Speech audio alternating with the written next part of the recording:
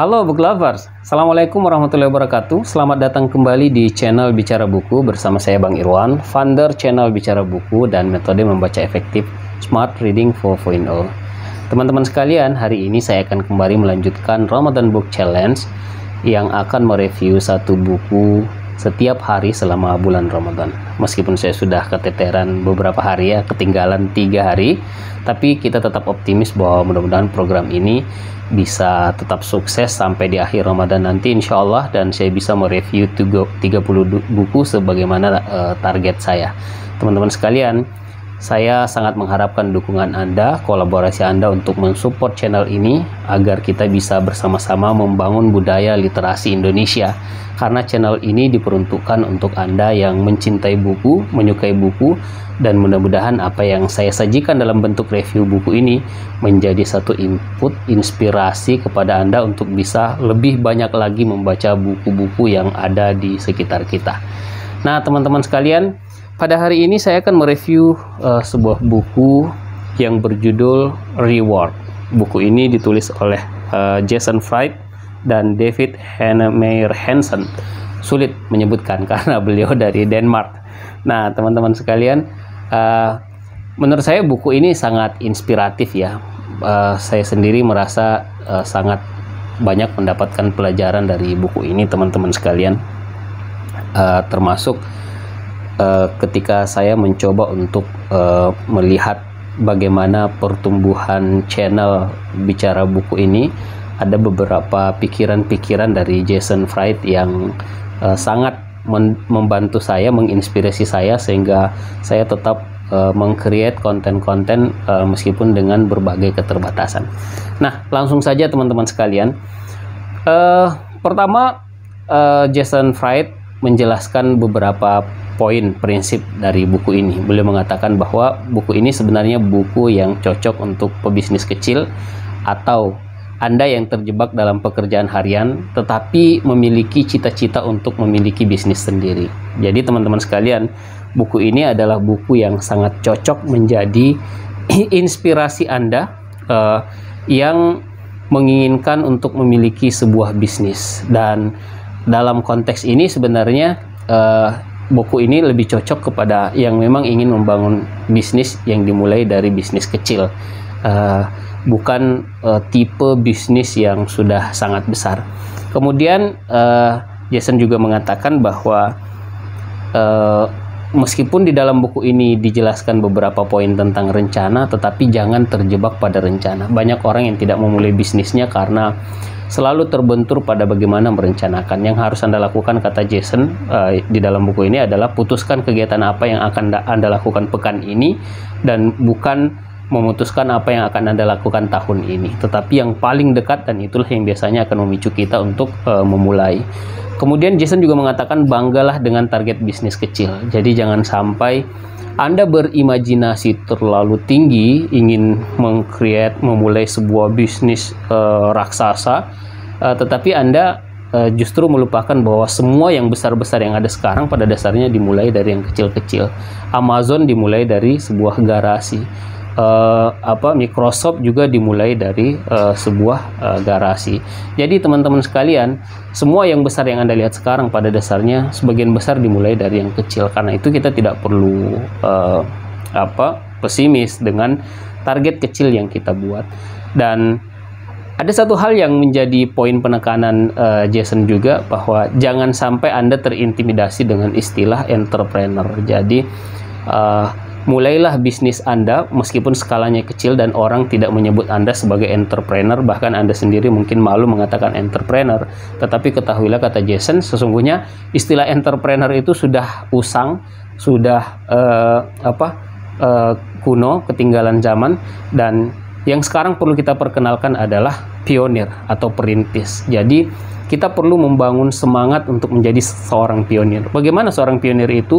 Mereka memiliki pekerjaan utama, tetapi mereka juga memiliki bisnis. Mereka memiliki aktivitas yang lain, tetapi pada saat yang sama mereka juga memiliki usaha. Itulah yang dimaksud pionir atau perintis oleh Jason Fried.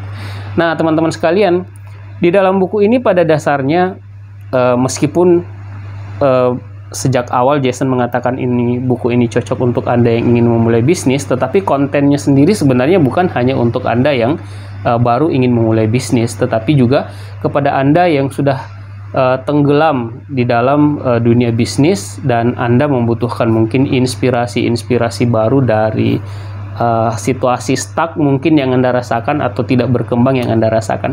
Nah, teman-teman sekalian, di dalam buku ini Jason Fried menjelaskan 9 bagian dari sebuah proses bisnis. Jadi bukan hanya ketika Anda baru memulai untuk merencanakannya, tetapi juga ketika Anda sudah mengembangkan, bahkan ingin menjadi lebih besar lagi atau ingin men-scale up. Nah, teman-teman sekalian, karena itu di dalam buku ini sebenarnya dibagi-bagi ke dalam beberapa bagian-bagian ini dengan tulisan-tulisan singkat yang lebih cocok disebut sebagai inspirasi sebenarnya. Nah, teman-teman sekalian, sehingga Anda tidak harus mulai membacanya dari bagian pertama perencanaan ketika Anda sudah memulai bisnis. Anda bisa menyesuaikan dengan apa yang Anda butuhkan sekarang. Misalnya ketika Anda sekarang sedang berhadapan dengan kompetitor Anda, mungkin pada bagian 4 yaitu kompetitor, Anda bisa mendapatkan banyak sekali inspirasi dari Jason Fried dari buku ini. Nah, teman-teman sekalian, kita akan membahas satu-satu poin-poin penting atau gambar besar dari ke-9 bagian yang dijelaskan oleh Jason Fried di dalam buku ini. Yang pertama, teman sekalian, adalah perencanaan. Jadi ini untuk Anda yang baru ingin memulai nih, baru mencari inspirasi. Ada beberapa pesan yang sangat inspiratif, yang sangat kuat dari seorang Jason. Beliau mengatakan, mulailah membuat sesuatu.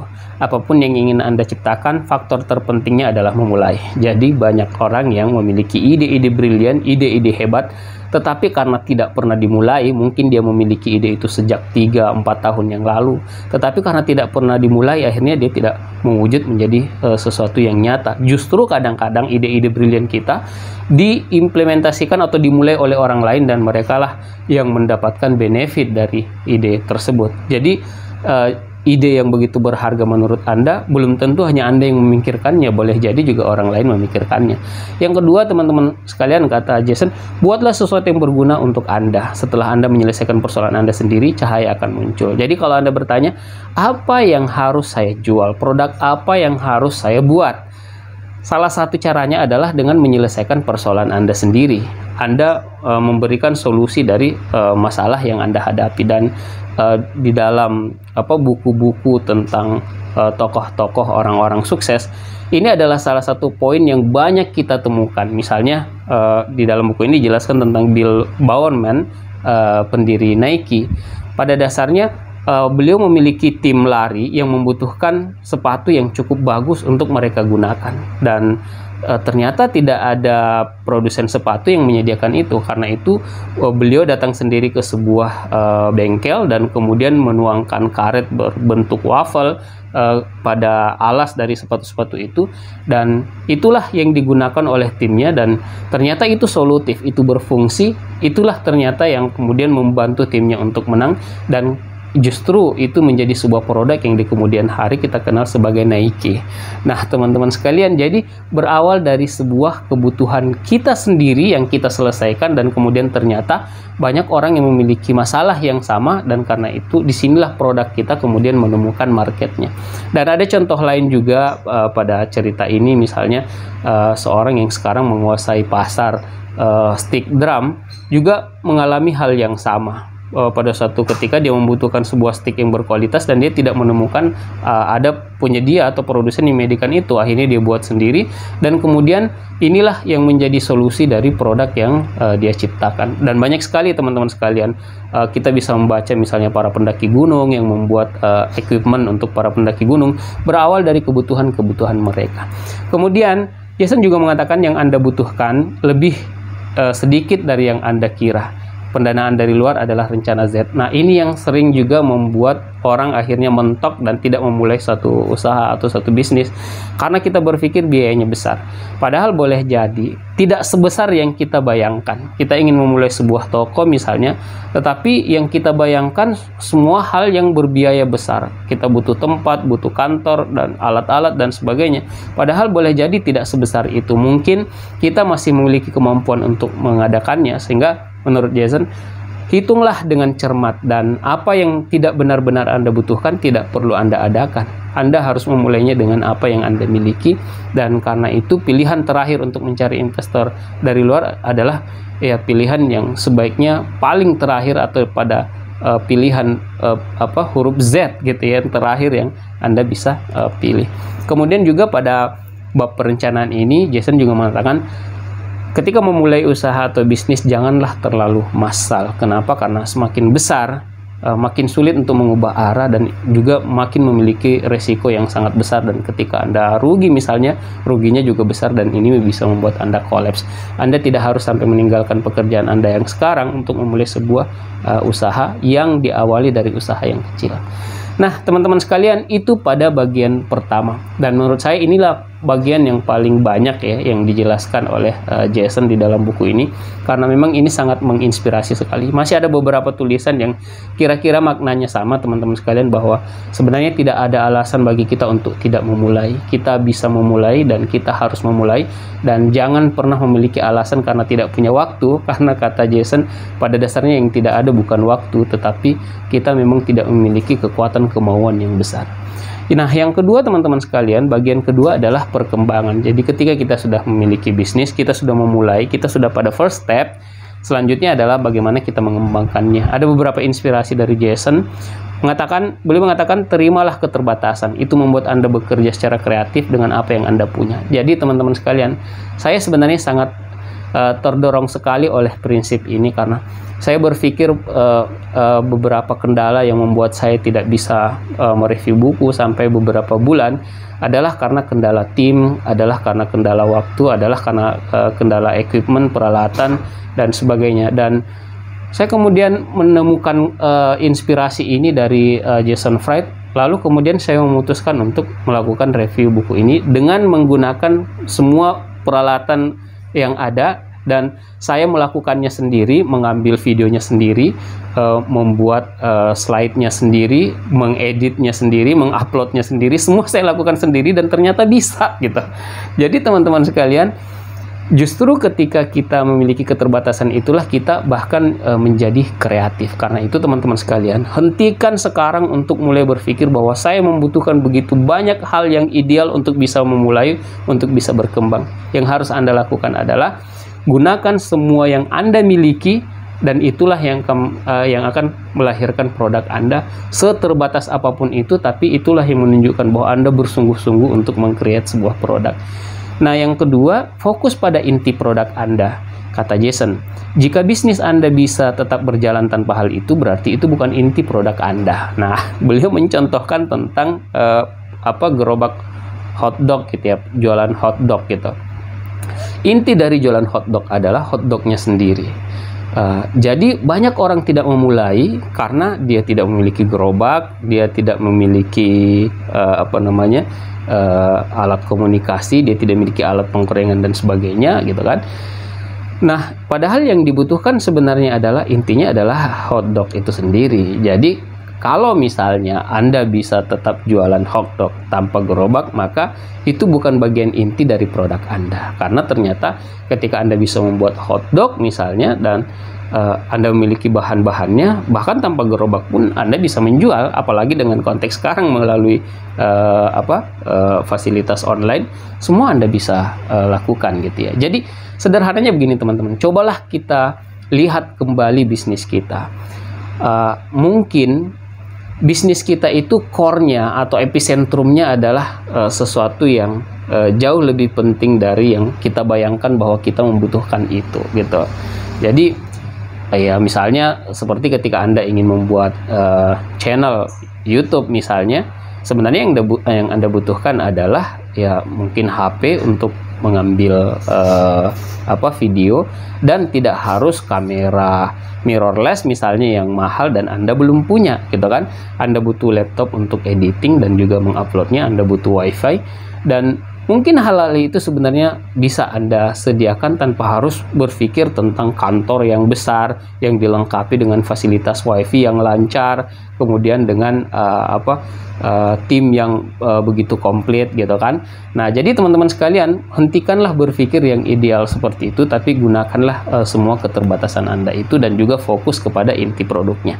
Kemudian nasihat yang lain dari Jason Fried adalah ambil keputusan, jangan tunggu solusi sempurna, sebab keputusan berarti kemajuan. Jadi teman-teman sekalian, apapun ide kita, buat keputusannya dan ambil langkah konkret gitu ya. Jangan kita terus-menerus memikirkan, mendiskusikan ide-ide kita sampai menemukan ide yang paling sempurna atau gagasan yang paling sempurna, karena boleh jadi kita tidak akan pernah melangkah. Padahal teman-teman sekalian, setelah kita mengambil satu keputusan kemudian mengambil tindakan, barulah kita nanti bisa mengetahui apakah ide itu memiliki kekurangan atau tidak gitu. Nah, kemudian nasihat yang lain dari Jason adalah juallah produk sampingan. Nah, ini salah satu tips untuk berkembang teman-teman sekalian. Meskipun kita telah memiliki produknya, boleh jadi orang juga membutuhkan produk sampingannya, dan ini sangat banyak saya kira contohnya. Nah, kalau di dalam konteks saya misalnya, salah satu produk saya itu adalah Smart Reading 4.0 dalam bentuk online course, dan salah satu produk sampingannya adalah apa yang Anda saksikan saat ini gitu.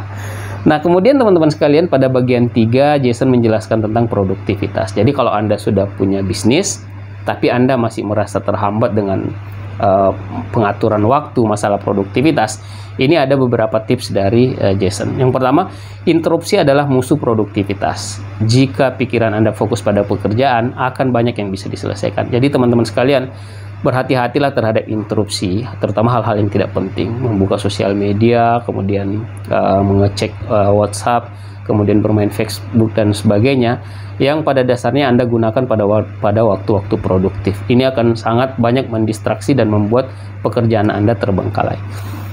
Yang kedua, hati-hatilah terhadap rapat. Rapat bisa berbahaya dan bisa menjadi gangguan terburuk. Karena itu, kata Jason, kalau ingin rapat, pastikan bahwa rapat itu produktif. Jadi, waktunya singkat, jangan biasakan rapat terlalu lama. Mungkin Anda rapat biasa 3-4 jam, padahal hasilnya justru bukan hasil yang memuaskan.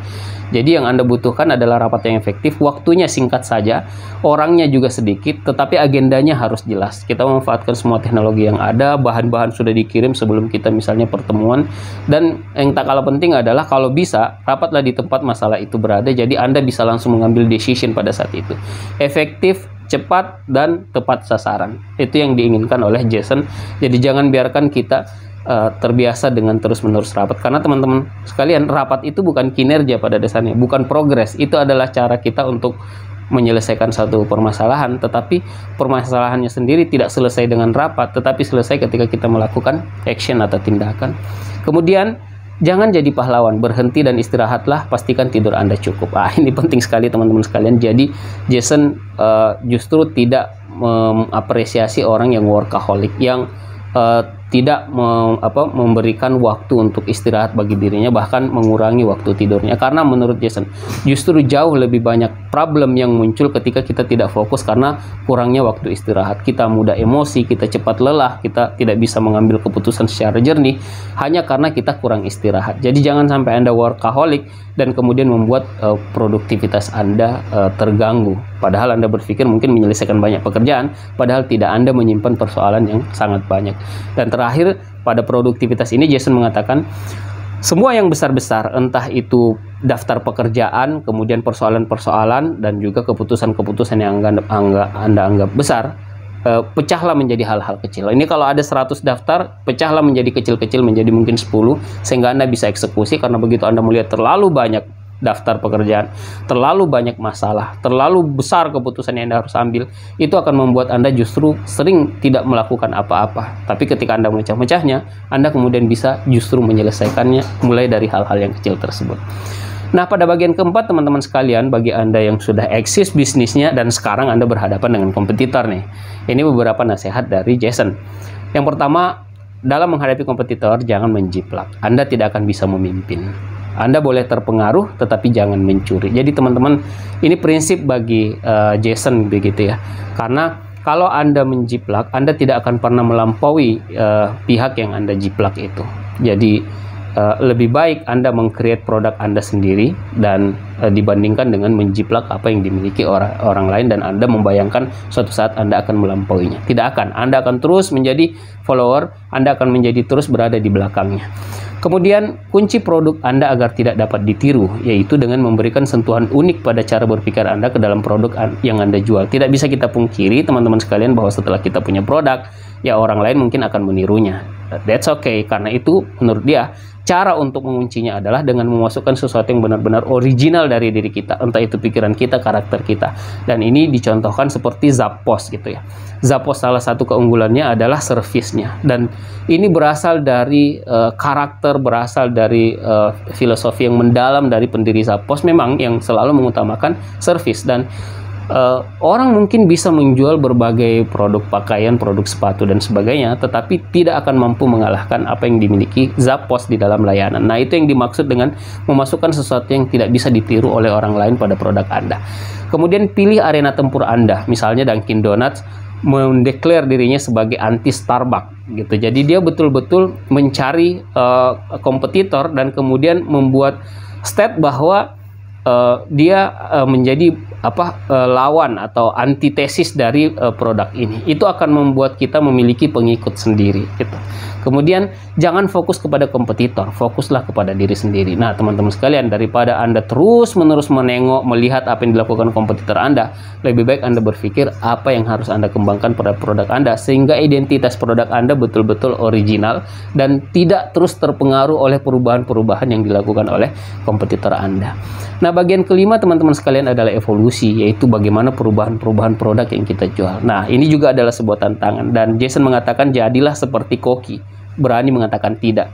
Jadi jika banyak pelanggan mengatakan hidangan Anda terlalu asin, maka ubahlah. Jika hanya segelintir orang cerewet, maka tolaklah mentah-mentah. Nah, teman-teman sekalian, ini salah satu godaan bagi para pendiri usaha, pembuat produk, bahwa ketika ada 1-2 orang yang memberikan usulan ini kemudian diterima, sehingga produk itu betul-betul terus berubah dan justru tidak memuaskan para pelanggannya, karena kita berusaha memuaskan orang-orang yang menyampaikan kepada kita.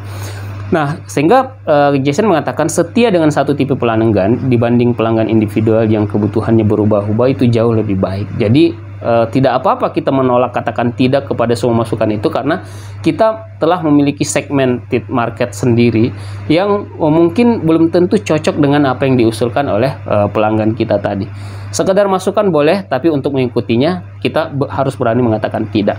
Kemudian lebih penting produk terlihat bagus di rumah daripada di dalam iklan digital. Nah, ini juga sangat penting teman-teman sekalian. Jadi milikilah semangat bahwa lebih baik produk saya begitu sampai di rumah orang tetap merasa puas, dibandingkan kita tergoda untuk melakukan branding, marketing yang wah, dan ternyata begitu sampai di rumah produk kita oleh pelanggan kita ternyata mengecewakan, dan biasanya ini akan memberikan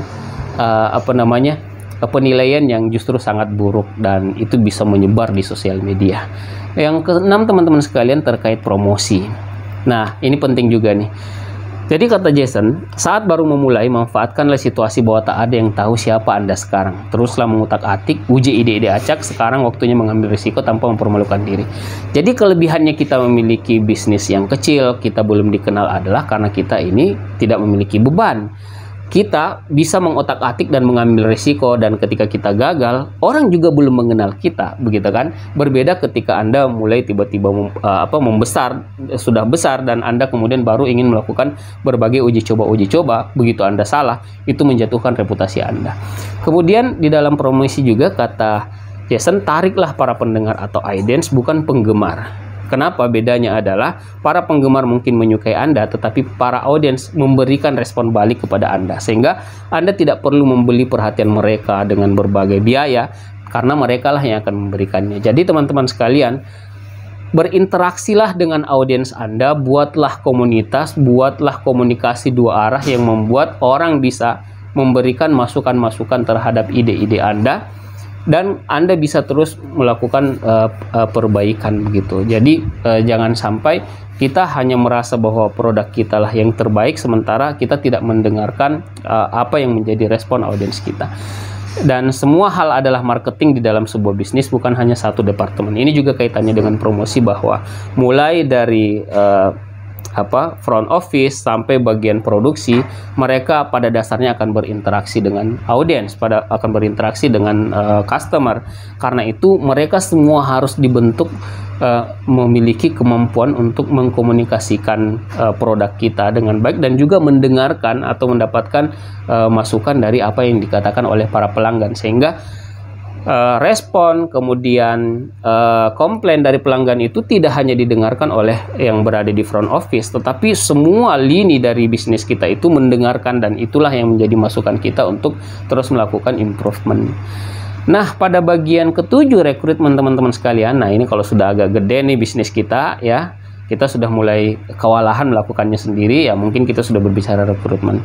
Tapi Jason mengatakan, kerjakan sendiri dulu agar Anda memahami karakter pekerjaan itu. Jadi jangan merekrut SDM pada bisnis Anda yang tidak pernah Anda lakoni, karena Anda akan merekrut orang yang salah. Justru ketika Anda lakoni, Anda mengerti apa kebutuhannya. Misalnya marketing, Anda harus menjalani dulu sebagai seorang marketing, sehingga Anda tahu apa kelemahan yang Anda hadapi pada sisi itu, sehingga yang Anda cari adalah orang yang bisa menutupi kelemahan itu. Jangan sampai kita hanya sekedar merekrut dan tidak mengerti kualifikasinya. Kemudian kata Jason, ketika Anda merasa sakit, itulah waktu yang tepat untuk merekrut, bukan sebelumnya. Jadi jangan sedikit-sedikit, mentang-mentang Anda sudah memiliki modal, sudah ada perputaran uang, Anda terus merekrut orang. Jadi kata Jason, nanti ketika Anda merasakan problem betul-betul tidak bisa ditoleransi, Anda sudah kewalahan untuk menghadapinya atau menanganinya, barulah Anda merekrut SDM baru. Jadi sesuai kebutuhan. Lupakan merekrut orang yang tidak Anda butuhkan sekalipun ia hebat. Jadi jangan karena kehebatannya menjadi buah bibir dicerita oleh banyak orang bahwa dia hebat, bahkan dia misalnya di profilnya menunjukkan dia hebat, tetapi pada dasarnya dia tidak Anda butuhkan. Buat apa? Lebih baik Anda melewatkan orang-orang hebat seperti itu. Kemudian ada satu poin penting dari rekrutmen ini. Rekrutlah penulis hebat, kata Jason. Itu pertanda pikirannya jernih dan tahu bagaimana berkomunikasi. Jadi kalau ada satu kriteria yang ingin Anda rekrut pada orang, teman-teman sekalian, pada usaha Anda, carilah orang yang bisa menulis, yang biasa menulis. Karena itu artinya orang yang mampu mengartikulasikan pikiran-pikirannya sehingga mudah berkomunikasi, dan juga biasanya memiliki kejernihan dalam berpikir. Kenapa? Karena dia terbiasa untuk mengolah pikiran-pikirannya menjadi sesuatu yang terkomunikasikan lewat tulisan. Nah, pada bagian 8 tentang pengendalian kerusakan. Nah, tidak menutup kemungkinan teman-teman sekalian, begitu kita telah berbisnis, ada aspek yang kemudian tidak kita sangka-sangka, tidak sesuai harapan. Nah, ini kata Jason Fried, ketika sesuatu yang buruk terjadi, ceritakanlah kepada pelanggan sebelum menjadi gosip. Jadi lebih baik Anda sampaikan apa adanya. Komunikasikan sebelum dia menjadi cerita yang Anda berusaha sembunyikan, tapi akhirnya menjadi gosip yang justru menjadikan produk Anda jatuh atau reputasi Anda jatuh. Karena orang lebih hormat jika Anda terbuka, jujur, dan responsif daripada Anda mendiamkan dan menutupi. Kemudian hindari meminta maaf dengan cara yang buruk, yaitu tidak tulus. Teman-teman sekalian, karena itu salah satu contoh ketika kita menghadapi pelanggan yang komplain, dan yang harus kita lakukan adalah kita meminta maaf secara personal. Lebih baik, kata Jason mengatakan, saya sangat menyesal, daripada kita mengatakan kami meminta maaf, karena itu lebih terdengar seperti basa-basi. Tapi tunjukkan bahwa Anda betul-betul bersungguh-sungguh meminta maaf atas satu persoalan atau ketidaknyamanan yang dialami oleh customer Anda.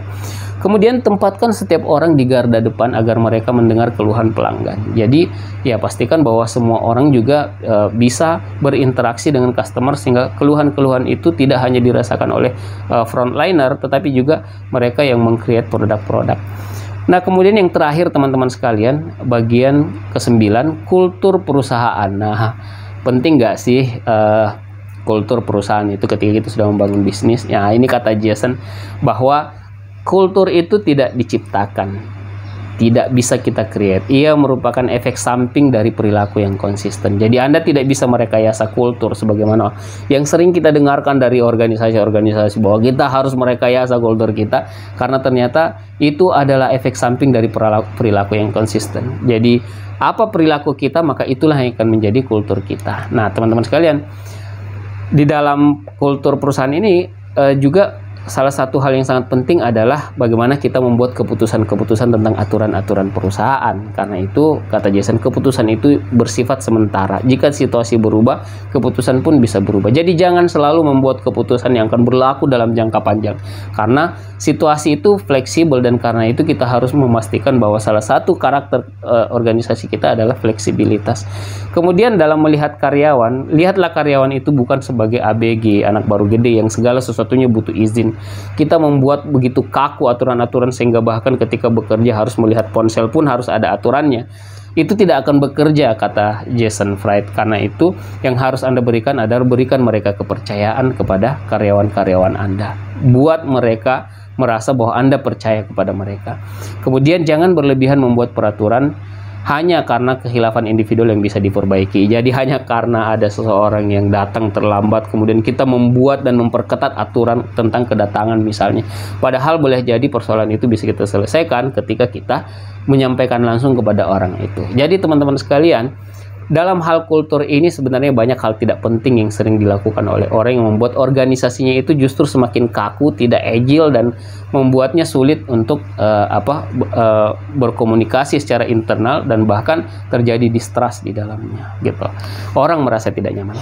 Nah, teman-teman sekalian, itulah kira-kira 9 bagian dari memulai sebuah bisnis dan mengembangkan bisnis, dan skalanya ya mungkin adalah skala bisnis yang kecil. Jadi di sini Jason Fried tidak berbicara tentang sebuah korporasi raksasa, tapi bisnis yang sehari-hari dikelola oleh Anda, bahkan hanya pada level misalnya bisnis online misalnya. Semua inspirasi-inspirasi dari Jason ini menurut saya sangat penting. Terakhir teman-teman sekalian, buku ini oleh Jason ditutup dengan sebuah insight yang luar biasa, bahwa ide itu kekal, ide itu ada selamanya, tetapi inspirasi dapat musnah. Jadi kalau Anda menemukan inspirasi, maka segeralah untuk mengeksekusi inspirasi itu, karena inspirasi itu bisa hilang begitu saja. Kalau setelah menonton video ini Anda mendapatkan inspirasi, segeralah ambil pulpen, buat perencanaan dan eksekusi pada pekan depannya atau besok juga Anda eksekusi, sehingga dia menjadi sesuatu yang mewujud. Karena ide itu memang akan terus ada, tetapi inspirasi itu bisa hilang. Kalau Anda menundanya pekan depan, boleh jadi Anda tidak akan sebersemangat hari ini. Nah, teman-teman sekalian, demikian review buku pada Ramadan Book Challenge kita kali ini. Mudah-mudahan ini bisa memberikan manfaat kepada Anda teman-teman sekalian. Terus dukung channel ini dan pastikan bahwa kita bisa berkembang bersama membangun budaya literasi Indonesia, insya Allah. Dan saya informasikan juga bagi teman-teman yang sering mengalami kendala di dalam membaca, entah itu kurang fokus, entah itu sulit untuk menangkap makna, atau sulit menyelesaikan buku dalam waktu yang cepat, saya menyarankan Anda mencoba metode membaca efektif yang saya kembangkan, yaitu Smart Reading 4.0, dan Anda bisa membeli short course-nya pada link yang ada di bawah. Teman-teman sekalian, demikian dari saya. Sampai jumpa pada review buku selanjutnya. Assalamualaikum warahmatullahi wabarakatuh. Luar biasa buku ini, sangat menurut saya buku ini diminati. Dan kita mungkin memiliki pengetahuan yang sama dicari